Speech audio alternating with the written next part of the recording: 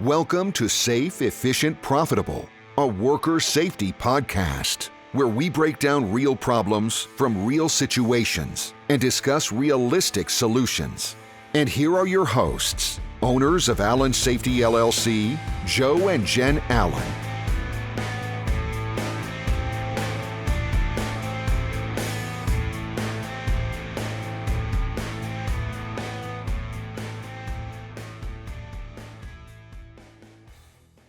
Hello, everybody out there.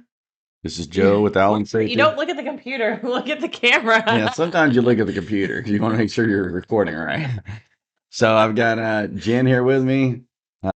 It's the weekend. If you are watching this on YouTube, we are in T-shirts of amazing places we went. Yeah, I'm wearing Mizzou today. And I'm wearing Oklahoma State now. I went there and they beat K-State. And my dad went to K-State. So I'm going to just enjoy that moment and celebrate because they don't happen very often if you're a Mizzou fan. All right, so here we go now. So this week's episode is about how to select a meter. And in doing this, we came up with, we had a completely different episode scheduled. But I was traveling this week and I did Alabama, Atlanta, and then flew that night to California. Then I did California for a day or two. Then I went somewhere else. Then I flew back. So I don't even know what time zone we're on right now. I just know that I'm leaving here in about 4 hours to go catch another flight. So we're doing this one quick to say hello, but you need to know that we change these based on what we think the current trends are. And we had a completely different episode scheduled. This became a trend over the last few years, actually.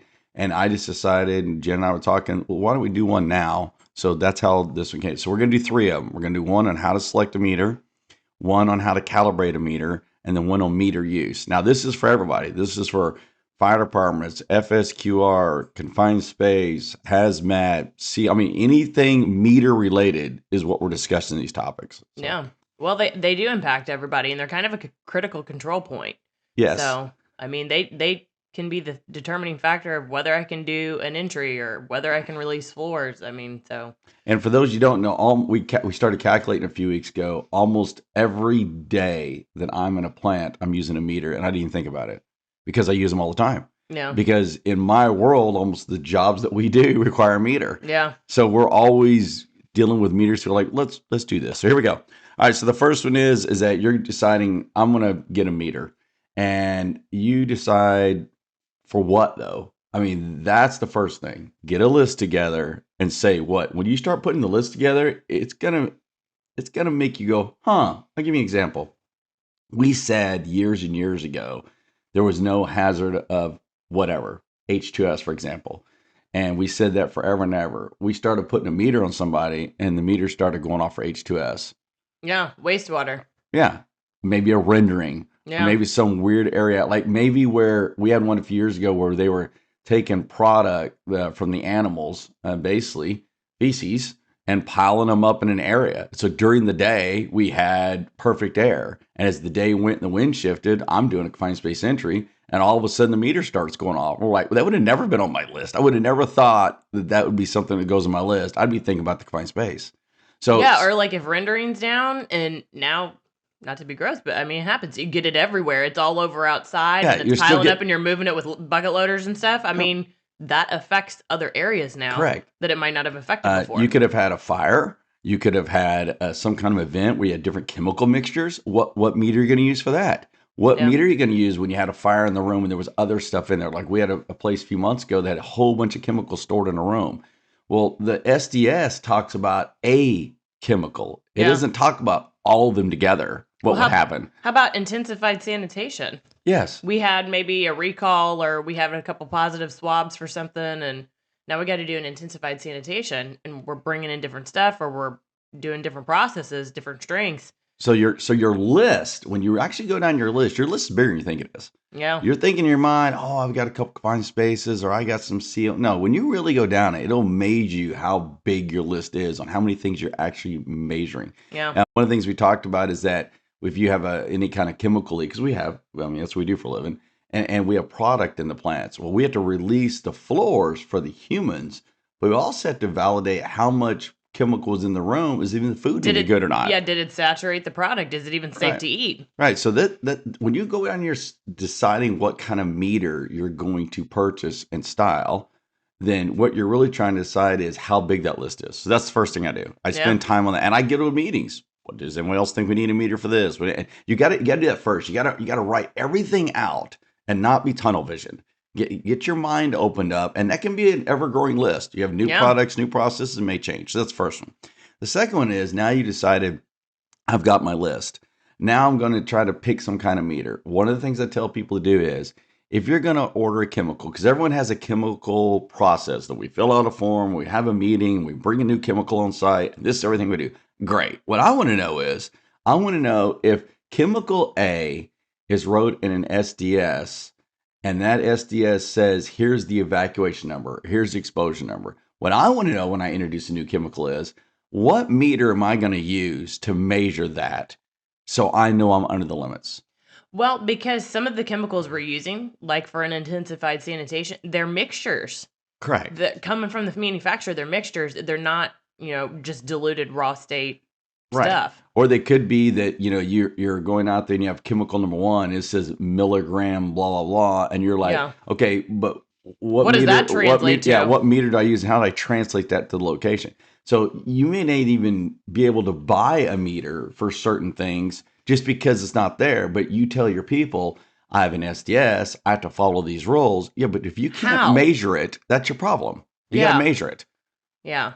So I guess what I would look at doing is start talking to the chemical reps and see if we could get in touch with somebody who from the manufacturing side. What are they doing? Absolutely, because you'll see some manufacturers, they make the SDS and they'll say, yep, this is what you need to wear, or this is what you need to have to not be exposed. But they may not wear that when they make it. So then I push back, well, then what do you all wear? And what measuring device do you all have when you make it? Well, we don't have anything to make it. Well, then how am I supposed to measure on my side if you don't have it? So you ask them, I need to know how to measure this. And whether that be volume or parts per million or a meter or litmus, but whatever it is, how am I going to measure it? Because my people are exposed. So that's the first thing. So now you have your list, and now you have the part that you're trying to figure out how you're even going to measure these. So you're onboarding a chemical. Well, I think the accuracy of it too, because I've heard when there's no meter, the next thing we go to is, well, we're going to use Draeger tubes or something. Yeah, or an O2 meter. Yeah. Well, if you do a math calculation, for those you don't know out there, there's a reason that we fight ammonia leaks with ammonia meters, not O2 meters. Yeah, an O2 meter's not for everything. Yeah, it takes a lot of chemical sometimes, or vapor or gas or whatever in the air to make that percentage oxygen change. But it doesn't mean that whatever that chemical fumes are, or vapors are, it's exactly can't be hazardous. Correct. Yeah. So, because I'm asked all the time, we have a chemical and we need to measure it. How do we do it? And I go back to, well, part of your bringing the chemical on is to do that. So that's the first one. So that's on the chemical acquisition form that you should be working through as a team. So I'll tell you, just kind of on that same thing. So they say ideal age for, like, example, ammonia is 300. That's not going to move my O2 sensor at all. Not hardly at all. No. So you can't. So I don't allow anybody to release a plant with an O2 meter if I have ammonia. Yeah. If I have H2S, I wouldn't release with an O2. I'd release with H2S. Yeah. Why is it called a multi-gas meter? Why is it called just an O2 meter and everybody uses it? Yeah. What's the reason to have the other sensors in? Right. So that's the deal. So you make your list. This first one. Then you work with your chemical when you bring a new chemical on site, because that's what we're talking about. And then the next thing you have is now I've got to figure out what I'm gonna do. So now I'm on the YouTube here. So I'm gonna pull out my phone. For everybody don't know, I do everything on my phone. For everybody doesn't know, when I'm in the field, I do everything on my phone. Well, you can't really be like, hold on, let me get my laptop out here. What's your Wi-Fi login here, by the way? And by the way, hurry it up because we have a chemical leak. So what I do is I pull out my phone, and there's two things I do. Years ago, we had a pretty big leak, and we had changed out the meter. When we changed out the meter, people were questioning what the range of it was. I get those questions all the time. So the first thing I do before I decide what meter I'm going to buy, I try to figure out what range of meter I want. Do I want a low-end meter? Do I want a high-end meter? Or do I want a chemical-specific meter? And what's that range going to be? That's the first thing I try to figure out. And I think it's important to understand the technology of the sensors of why it matters. Because if I have a sensor that can measure at high end, the type of technology and the type of sensor, at least at the time we're recording this, right?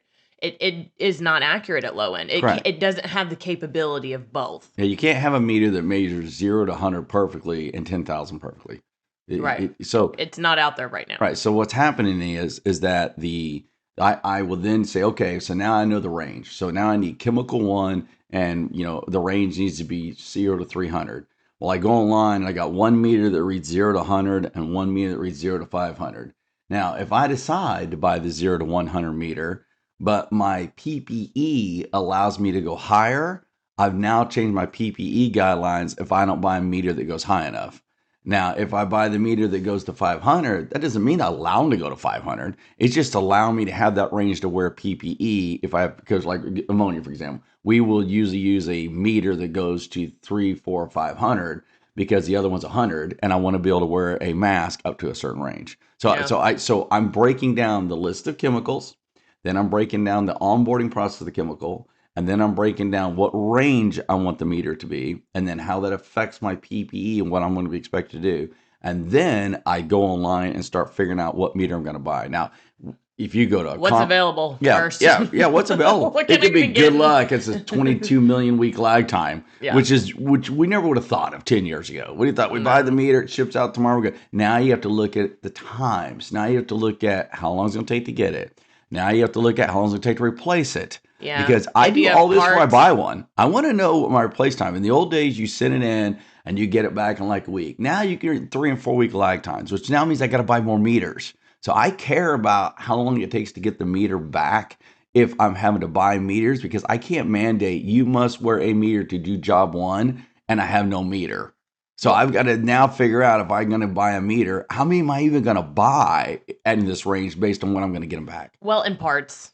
Right. So some of our older meters, they may be cheaper. You may be like, hey, that's a great deal. But if I can't get the sensors for it anymore, the parts for repairing it when I send it in, that may not be such a great deal. Correct. Because you can't source the stuff. Because the sensors in a lot of these meters are a totally separate entity that get placed inside the meter. You have a meter, and you can change the sensors. That's why it's multi-gas, and it's not an automatic. So it's a unit that you select whatever sensors you want it to measure. That's why you can have all these different combinations available. They just swap out the sensors. So if I can't get the sensors anymore, my meter's worthless. Yeah. If I decide that I'm going to use that meter, and it's a handheld meter without a pump and a hose, and I want to use it for confined space, and it's a 20-foot drop, I don't allow my people to take this on a rope and drop it down 20 feet and bring it up. I don't get into that. No, you need a pump and a hose that goes with it. So I could care less how fancy this meter is if I can't measure the space before I go in. So pump ability. Yes. How far can it pull in the air? What's the pump like on it? I don't want to sit there forever on a Saturday. Like, can this thing ever work? I got stuff I want to do. Well, and if it can only pump for 10 feet of hose on there, but my pits are 30 foot long or deep or whatever, so that may not be the meter for me. Right. So we don't recommend any particular style of meter in Allen Safety. We tell our clients it's for the use they're going to need for the meter. That's how you select. So make your list out what you're going to do. Here's the other thing. If you're not the person that's going to be using it, or you don't have a lot of experience using meters, period, Get a friend, phone a friend. Yeah. Because they're going to complain if don't buy a meter for me to use, and I hate using the meter. Yeah, you want to ask the person and get their buy-in, because some meters are not intuitive at all. And for those of you... At all. On this part, when I say the word hate, I'm not saying that to be weird. I'm saying people get very mad about meters not working right, and they will let you know. It's control point. And I don't want that drawn. Yeah, it controls where they can run the plants. It controls if they're going to be down. It controls if they do. So there's a lot of stress and anxiety that comes towards me as a human, or me as a manager, or me as a safety person, because I feel it in the plant. So I say, well, the meter's reading that, we can't go. People get so mad so quick. I didn't do anything. It was the meter. It was the meter. It's not me. So, but I'm just bringing that up. So that's what you got to think when you're going to buy a meter. Think about how we're going to use it for real, and what's the end user experience going to be. And if it is not user friendly, or your people don't like that kind of style, or complain, like we were at a location a few weeks ago, and people said, every time I get this meter back and it's calibrated, it doesn't work 2 days later. Like, they're mad at me over a meter that I never selected and said anything about. I'm like, I don't know why you're having that problem. But that's what you want to know. You want to know when you're selecting this meter, There's the part where you're buying it, and then there's the part where the end user, and you need to be thinking about the end user. Yeah, you got to make sure that it's intuitive and easy and simple to operate. And then if you have the intention, either currently or down the line, of calibrating it yourself, you got to make sure that you factor that in. If you're going to calibrate it yourself, make sure that it's not 94 steps to calibrate it, 94 steps to bump test it, because it ain't going to happen then. And that's why we're doing a calibration one. And if you go back to our others, the episode Jen did a while back said, don't fix the electric cord issues. 32, right? Episode 32. And it's about stop fixing the broken electric cord. Yeah, because that's what happens. You'll get a meter and something go wrong, or the hose never connects. And every time the hose doesn't connect, they get aggravated because they drop in the hole, or it doesn't fit right, or breaks up. So they're fighting that one hose over and over and over. Then you bought the wrong style. You just because remember, they're doing this when you're not there some days. Yeah. So don't make them force themselves to not do it correctly because of the style. Make it user friendly. So I guess the point would be is if you have the option from your rep, see if you could try out a couple different styles. Absolutely. And let your people choose. We play with them a little bit and see what makes sense, what's easy to use, what seems like it's going to be a good fit for your crew and your business. The plant I worked at years ago, they never wore eyeglasses. And I have another degree in eyes, for those people who don't know. And so I was selected to be the head of the selection of eyeglass. You know what I did? I got 10 different pair and said, you all try them out. You tell me what you like. Because I did not want to be dealing with... you wear something every day and they hate it. They're going to hate you. Right. So I don't want end user not liking Joe. Yeah. So even way back then, I was conscious about, I don't want end user being mad at me. So what I do is... if you weren't the one who was wearing it or using it or whatever the case may be... It's not fair. So that's what I'm saying. Let them have what they want. Right. So now you select your meters. Now you're thinking you're going to do this. And, by the way, everybody has a sponsor. So today... commercial break. Yeah, sorry. I'll do it in my commercial break voice. Oh, okay. But the commercial and the sponsorship for today's episode is AllenSafetyCoaching.com. Oh, good. Okay. That way, if you want to learn more about how to be safe in the world that we live in, please log on to that. It's an amazing website, and we just came out with that a few weeks ago. But the point of it is, we did that for discussions like today. I'm looking at the time, it's 17 minutes. I could talk about this subject for hours. And I can't. I got 17 minutes. Yeah. So what we did is the platform was that as we go through it, people want more data. It's a way for them to get more data. Or like last week, I got to a plant and they had so many questions for me, but they all left at 3:00. But you're only there for one subject too. Right. So I can't get that time. They were like, well, can you come back and do this other stuff? Part of the coaching website is to give them a place, which we actually did this week. It gives them a place to look at it, to answer some questions, so they're not having to necessarily pay me for more days. And if I do need to go back, then it's very, very tailored to what they want. Yeah, it's more efficient when I get back there. Get it done. But anyway, so meters, people, there's a confined space one. Yep, on and a HAZMAT and a PSM. Right, and we do talk about some of the stuff. We talk about different, but anyway, so that's our sponsor. All right, so now we go back to... now you have your list, and now you've picked out your chemicals, your onboarding. Now you've got the end user, and now you've decided, hey, I'm going to buy this meter now. Now you need to look at cost. Cost has nothing to do with the price of the meter. Yeah. Cost has to do with buying the meter, calibrating the meter, return time on the meter. How many? How many I got to buy? So like a plant a few weeks ago had 40 meters they were wanting to buy. As they buy 40 meters, my biggest thing was don't schedule the calibration all at the same time. So when you go to buy that meter, what you don't realize you do is I don't buy them all at one time. If I need 40 meters, I say, okay, when am I going to roll out this process? Well, then can I do 10 this week? I kind of break it up a little bit, because also there's a point when you roll out a new process, like now everyone's going to wear a meter. Let's make sure that it's what we thought. Yeah, I don't want to buy 50. Massive investment. Yeah, I don't want to buy 50 first. I want to buy 10. Make sure everybody agrees. Say, yep, they're user friendly. Yep, it works for the dog. Because I may find out when I'm wearing them that I'm going to buy a meter this size of my iPhone. Okay. But I'm going to have to wear it around. I'm going to wear it around my neck all day long. Great. That's going to be user friendly. So yes, did it work? But every time I bend over, it hits me in the head, or it hits my neck, or it falls off. I from the end user standpoint, that's irritating. Yeah, I don't really care what that meter can or can't do because I don't want to wear it. What they're gonna do is they're gonna put it on their belt, on their hip. Yep, yeah, that's not measuring what I'm breathing at all. I'm gonna go on top of the rail car and check it. We'll hope my hip is high enough that it's there before my face is.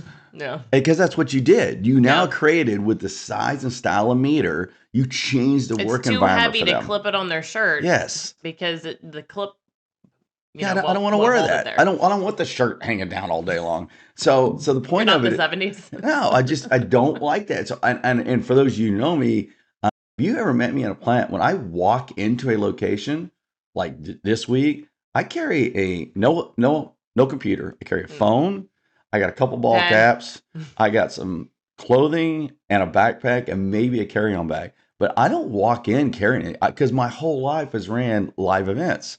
So I don't have it's like a go bag. Yeah. So part of the stuff is I don't want anything big and bulky when I'm having to climb stuff or do things. So I don't want the devices hanging and being heavy. Go climb a flat ladder with that. I don't like it. Slam on every rung. Yeah.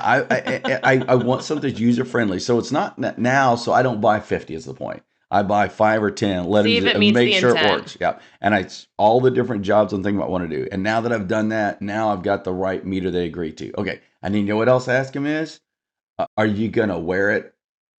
And the reason I say that is because I don't want to buy 50 they don't wear. Well, some of them are also handheld and they don't even have a clip on them. Correct. So you have to figure out, do you need multiple different styles? I've seen people take stuff and put around their neck. I don't like that either.